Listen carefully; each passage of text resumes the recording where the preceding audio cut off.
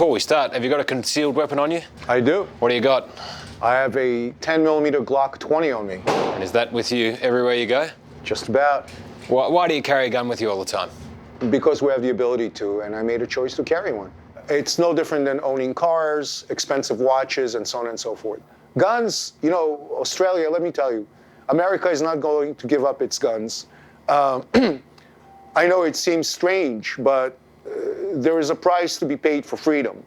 The price should not be paid with children's lives in schools. But they are being paid at the moment. That's the thing. These kids just keep getting killed. That is correct. Valid point. And my question is this.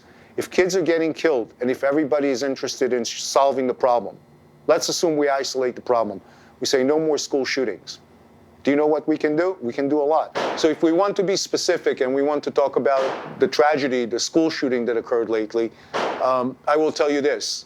First, if the truth was that we want to solve the problem, we can install very quickly metal detectors at every school. And as you know, the American Army has been fighting continuously for the last 20 years.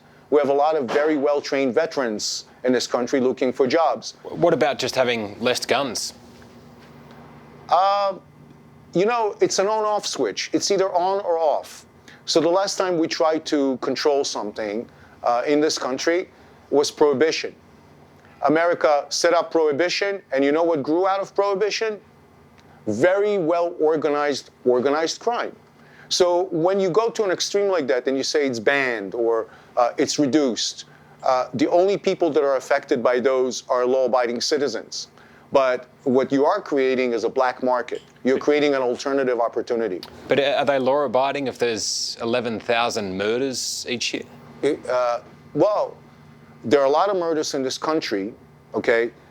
You have to understand that many murders also occur because of blunt objects. But there's 11,000 murders with guns. With guns. Look, we have Chicago. Chicago has the stringest gun laws in the country. They have the highest murder rate in the country. So putting more laws in is not going to work. But putting in proper mechanisms to check and balance, putting in proper mechanisms to make sure that guns don't go into the wrong hands are in place. This country is the greatest country on earth, not because we deprive people of their rights, but because we give people more rights, more freedoms to express themselves in any way they want, more rights and freedoms than any country in the world. Does the system have flaws? Of course it has flaws. But the flaws are on the error of freedom.